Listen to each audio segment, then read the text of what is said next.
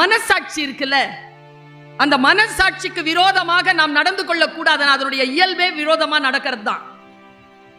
இதிலிருந்து தப்பித்து வந்து யார் மிகப்பெரிய விஷயங்கள் செய்கிறார்கள்? மனதை ஜெயிக்கிற மாதிரி ஒரு அற்புதமான விஷயம் வேற எதுவுமே கிடையாது. மிகப்பெரிய விஷயம் அது. அதனால்தான் வள்ளுவன் சொன்னான், மனத்து கண் மாசு இளன் ஆதல் அனைத்து அரண். சுத்தமாவே இதை விட பெரிய அறம் வேற கிடையாதுறான்ட்டான். ஆனா நான் ஒண்ணு கேட்கிறேன், இது அவ்வளவு சீக்கிரமா சுலபமா சுத்தமாவுதா? அவ்வளவு சீக்கிரமா இல்லைன்ட்டீங்க, யோசிச்சு சொல்லியிருக்கலாம்ல. டக்குன்னு சொல்றான், கிடையாது கிடையாது.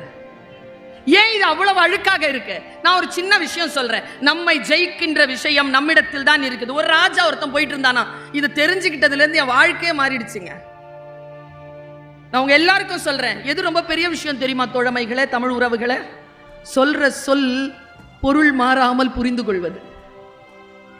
இதை விட பெரிய விஷயம் இந்த உலகத்துல வேற எதுவுமே கிடையாது. நாம ஏதோ சொல்லுவோம், அது வேற ஏதோ நினைச்சுக்கோம். நான் அப்படி சொல்லலப்பா, தெரியும் தெரியும் உன் மனசு என்னன்னு எனக்கு தெரியும், அது இல்லாம வருமா? நான் இன்னொரு விஷயம் சொல்லி கொடுத்துட்டு போயிடுறேன். யாராவது கோபத்தில் அப்படி பேசிட்டேன்ப்பா, என் மனசுல ஒன்றும் இல்லை. மனசுல இருக்கும்போது தான் கோபத்தில் அது வெளியில வரும். நல்ல மூட்ல இருக்கும்போது அடக்கி வச்சிருப்போம், கோபமா இருக்கும்போது டக்குன்னு வந்துடும். கோபத்தில் பேசிட்டேன்ப்பா, மனசுல ஒன்று, இந்த வேலையே ஆகாது. ரொம்ப கவனமா இருக்கிறதுக்காக சொல்லி கொடுத்துட்டு இருக்கிற பாருங்க. ஒரு ராஜா இருந்தானா, ஒரு பிச்சைக்காரர் இருந்திருக்கான். ராஜாவுக்கு அவன் மேல பாசம். நேரா அவர் என்ன பண்ணாரு, ஒரு செப்பு காசு தூக்கி அப்படி போட்டார். அவன் பிடிச்சவன், பிடிக்க தெரியல அவனுக்கு, சாக்கடையில் போயிடுச்சு காசு. போட்ட காசு பிடிக்க தெரிஞ்சாதான் பிச்சைக்காரனா இருக்க மாட்டோமே. பிடிக்க தெரியாம தானே பிச்சைக்காரனா இருக்காங்க.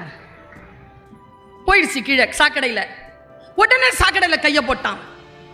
ராஜாக்கு ரொம்ப மனசு கஷ்டமாயிடுச்சு. டேய், நான் தூக்கி போட்ட தப்பு தானே. தேர்ல இருந்து இறங்கி வந்து ஒரு வெள்ளிக்காசு கையில கொடுத்தாரான். வெள்ளிக்காசு இந்த கையில வாங்கிட்டு மறுபடியும் சாக்கடையில் கை போட்டிருக்கான். ராஜா சொன்னாராம், இந்த வர்றா, இந்த ஒரு தங்க காசு வச்சுக்கோ. தங்க காசை வாங்கிக்கிட்டான். வாங்கிக்கிட்டு மறுபடியும் சாக்கடையில் கை போடுறான். ஒரு தங்க முடிப்பு கொடுத்தாராம், இதை வச்சுக்கடான்னு. தங்க முடிப்பை வாங்கிட்டு மறுபடியும் நீ சாக்கடையில கை போடாம இருக்கணும்னா என்னடா பண்ணணும்? என்னடா வேணும் உனக்கு? என் ராஜ்யத்துல பாதி தரேன், எடுத்துக்கோடா. இந்த சாக்கடை பகுதி அதுல வருமான்னு கேட்டானா. என்ன பண்ணுவீங்க நீங்க இந்த புத்திய? ஒருத்தன் தவம் செய்யணும்னு போறான். தவம் செய்யணும் குருவேனா, குரு சொன்னார், உனக்கு தெரிஞ்ச மந்திரத்தை சொல்லிட்டு ஒரு இடத்துல உட்காரு. மந்திரத்தை சொல்றதுக்கு முன்னால ஒரு வாழைப்பழமோ, மந்திரத்தை சொன்னதுக்கு அப்புறமா ஒரு வாழைப்பழமோ சாப்பிடுன்னாரு. குரு கிட்ட கேட்டானா, என்ன வாழைப்பழம் சாப்பிடலாம் குருவேன்னு. குரு சொன்னாரா, உனக்கு ஞானம் கிடைக்காதரா, போடா. என்ன மந்திரம் சொல்லுன்னு கேட்டிருந்தா கூட உனக்கு ஞானம் கிடைச்சிருக்கும். என்ன வாழைப்பழத்தை சாப்பிடணும்னு கேட்குற? இல்லை நான் இருக்கிறேன்.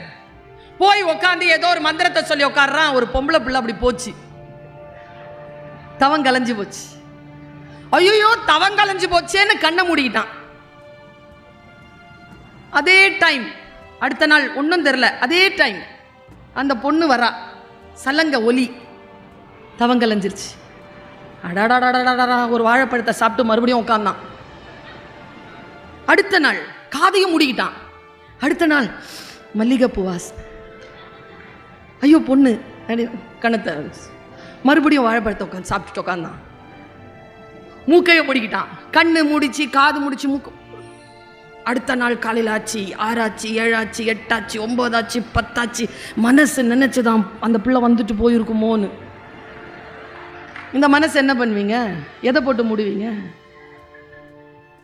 அவனு சொல்லவா, உங்க மனசு உங்க கையில இருக்கு அப்படிங்கிறதுக்கான அத்தாட்சி ஒன்னே ஒண்ணுதான் இதுல இருக்குது.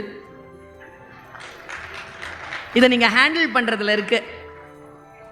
நீங்க கண்ட்ரோலா இருக்கிறீங்கன்னா ஸ்கிரீன் டைமை குறைச்சிக்கோங்க. ரொம்ப கண்ட்ரோலா இருக்கிறீங்கன்னு அர்த்தம். ஆனா இல்ல, நான் இந்த மாதிரி பேசும்போது சைலண்ட் ஆயிடுவாங்க, கைத்தட்டல் கூட வராது. என்ன மனசாட்சி. இது அவ்வளவு ஆட்டி படைக்குது. பாத்ரூம் போகும்போது கூட, டாய்லெட் தானே போறீங்க, இது எது கூட? பெரியவங்க என்ன சொல்லியிருக்காங்க? கொல்லைக்கு போனாலும் கூட்டு உதவாது, கூட இந்த இவங்களை கூட்டு போலாமா? எத்தனை பேர் இருக்காங்க இதுல? வச்சுட்டு போறதுக்கு பயம் மேடம். பாஸ்வேர்ட் தெரிஞ்சு வச்சிருந்து பார்த்துட்டாங்கன்னா அந்த 5 நிமிஷத்துல குடிக்கெட்டு போயிருமே. அதுவும் பணம் காணனாலும் பதற மாட்டேங்கிறாங்க, இது காணனா அவ்வளவு பதறாங்க. எங்கிருந்து ஜெயிப்பது? நம்மை நாமே ஜெயிப்பது என்றால் என்ன? பெரிதினும் பெரிது கேள்னா என்ன? ஒரு விஷயத்தை சொல்றேன், பாத்திரத்தை பெருசா வச்சுக்கோங்க ஐயா. பாத்திரத்தை பெருசா வைங்க பாப்போம். பாத்திரத்தை பெருசா வைக்கிறதுனா என்ன? எப்பவுமே நான் சொல்லுவேன், இப்ப மழை பெய்யுது, வீட்டுல ஒழுகுது, பாத்திரத்துல பிடிச்சு வச்சுக்கிறோம் தண்ணிய. அதே மழை தானே பெய்யுது, கிணறும் ஆறும் கடலும் நிரம்பிக்கிட்டு இருக்கா இல்லையா? பாத்திரம் பெருசா இருக்கு. பெரிதாக எல்லோருக்கும் பெய்யும் மழைதான். பாத்திரம் யாரிடத்தில் பெருசாக இருக்கிறதோ அவ்வளவு அருள் நமக்கு கிடைக்கிறது. பெரிதிலும் பெரிது கேள் என்று சொல்லுவது அவ்வளவு சுலபமானது இல்லை. நான் ஒரு விஷயத்தை சொல்றேன், இந்த உலகத்திலேயே மிக அற்புதமானது எது தெரியுமா? பெண்களுக்கு சொல்லுகிறேன், இளைஞர்களுக்கும் சொல்லுகிறேன், ஆண்களை மட்டும் ஏன் விடுவானே, உங்களுக்கும் சொல்றேன். எப்பொழுது உங்கள் மனம் சந்தோஷப்படுகிறது தெரியுமா? சுதந்திர உணர்வோடு இருக்கின்ற பொழுது, சுதந்திரமா இருக்கும் பொழுது. சுதந்திரமா இருக்கிறோமா? பெரிதினும் பெரிது அப்படிங்கிறது சிந்தனை தாங்க. பாரதி சொல்கிறார், பெரிய விஷயத்தை நான் கேட்கிறேன்னா, நான் அந்த பாட்டை படிச்சு நடுங்கி போனேங்க. நான் எப்பொழுதுமே என்னை ஒரு பாட்டோ ஒரு கவிதையோ எதனா நான் அதுக்குள்ள போட்டுருவேன், என்ன நானே போட்டுருவேன். அந்த கவிதையை படித்து நான் நடுங்கி போனேன். பாரதி இப்படி ஒரு கவிதை எழுதுகிறார். நான்லாம் பேச்சுக்காக மட்டும் படிக்கிறவ இல்லை. ரொம்ப மனக்கவலை இருந்தா எங்க வீட்டுல இருந்து 150 வீடு தள்ளி தான் பாரதி இறந்த வீடு. நாங்க போய் உட்காந்துருவேன்.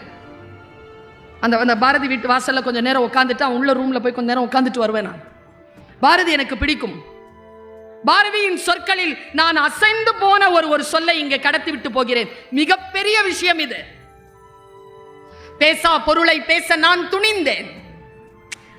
அவன் என்ன சொல்றான்? யாரும் இதுவரைக்கும் பேசாத ஒன்றை நான் பேச துணிஞ்சிட்டேன் அப்படின்னு டிக்ளேர் பண்றான்.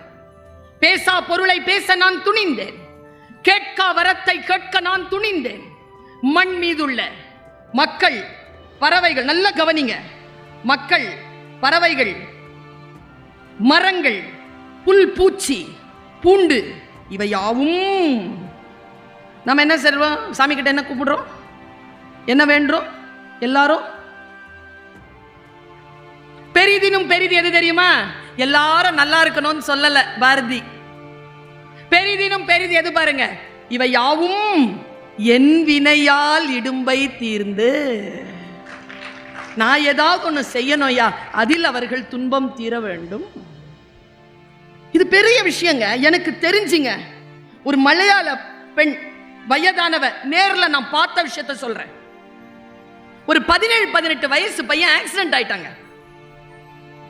இது கதை இல்ல, யாரோ எழுதிய கதையை நான் சொல்லல. நான் பார்த்த உயிருடன் இருந்த ஒரு பெண்ணிற்கான சாட்சியத்தை நான் சொல்றேன். அந்த பெண்ணுக்கு ஒரு 70 வயசு இருக்கும், 68-70 இருக்கும். காதுல ஒரு சின்ன தங்க கம்மல் போட்டு வெள்ளை ட்ரெஸ் போட்டிருக்காங்க. ஒரு ஆக்சிடென்ட் அம்பத்தூர்ல நடக்குது. அந்த அம்மா என்ன தெரியுமா அங்க பண்ணுச்சு? நான் 2 வீலர்ல போறேன், நிறுத்தி நான் ஓடுறேன். அந்த அம்மா எந்த மோனேன்னு போய் அந்த குழந்தை கிட்ட போயிருச்சுங்க. போய் அப்படி தூக்கி மடியில உட்கார வச்சுக்கிட்டு ஆம்புலன்ஸ் சொல்லுது. டக்குன்னு போன் போட்டோம், ஆம்புலன்ஸ் வந்தது, போய் ஏறி உட்காந்து போயிட்டு அந்த பையனை உள்ள அனுப்பிட்டாங்க. அவளை அனுப்பிட்டோன்னு நாங்கெல்லாம் போயிட்டோம். என்ன நடந்ததுன்னு பின்னால விசாரிச்சதுல ஒரு பேருண்மையை சொல்றேன் நான், என்ன நடந்ததுன்னு. அந்த அம்மா வாசல்லையே உட்கார்ந்து இருக்குது. உள்ள அனுப்பிட்டு, அந்த அம்மா யாருன்னு எனக்கு தெரியாது, குழந்தைக்கு யாருன்னு எனக்கு தெரியாது. உள்ள அனுப்பிட்டு வாசல்லையே உட்கார்ந்து இருக்கு. அப்போ ஒரு நர்ஸ் ஒரு ஸ்லிப்பை கொண்டாந்து கொடுத்தது, இந்த மருந்து சீக்கிரம் வாங்கிட்டு வாங்கன்னு இருக்கு. நேரா போய் வெளியில இருக்கிற மருந்து கடையில காட்டி, கொஞ்சம் மருந்து கொடுங்க, சீக்கிரம் கொடுங்க, நான் காசு அப்புறமா தரேன், இப்ப காசு இல்லை. அந்த கடைக்காரர் இருக்குல்ல, காசு இல்லாமலாம் மருந்து கொடுக்க முடியாதுமா. அந்த அம்மா என்ன தெரியும் பண்ணிச்சு? காது கடுக்கனை கழட்டி, இதை வச்சுக்கோ, மருந்து கொடு, நான் காசு கொடுத்து இதை வாங்கிக்கிறேன். நேரா உள்ள போய் கொடுத்துச்சு. ஆபரேஷன் முடிஞ்சது, பையனுக்கு தலையில அடி, ஆபரேஷன் முடிஞ்சது. அந்த பையனை ஜெனரல் வார்டுக்கு ஷிஃப்ட் பண்ணும் பொழுது ஒரு ஆள் கடகடன்னு ஓடி வரான். ஐயோயோ என் பையன் விழுந்துட்டானாமேன்ட்டு. அவன் யாருன்னா மருந்து கிடக்காரன். இந்த அம்மா யாரும் கிடையாது, வழிபோக்கரா போன ஒரு பெண். இது யாரும் கிடையாது. யாருங்க பெரியவங்க? எந்த நேரத்தில் அந்த மனம் மலர்கிறது? எந்த நேரத்தில் நாம் மிகப்பெரிய விஷயத்தை யோசிக்கிறோம்? இந்த உலகத்திலே ஆக சிறந்தது சுதந்திரம்னு நான் சொன்னேன்ல. பெண்கள் உங்ககிட்ட எல்லார்கிட்டையும் நான் ஒரு வார்த்தையை விதைத்து விட்டு போகிறேன். செய்ய விரும்புவதை செய்வது மட்டுமல்ல சுதந்திரம், செய்ய விரும்பாததை செய்யாமல் இருப்பதும் சுதந்திரம் தான். செய்ய விரும்பாததை செய்யாதீர்கள், ஒருபோதும் செய்யாதீர்கள். அப்படி செய்யாமல் இருப்பதற்கான உரிமையை நாம் பெற வேண்டும் என்றால் மிகப்பெரிய விஷயம் இது. இது கையில வரணும்னா கல்வி மட்டும்தான்.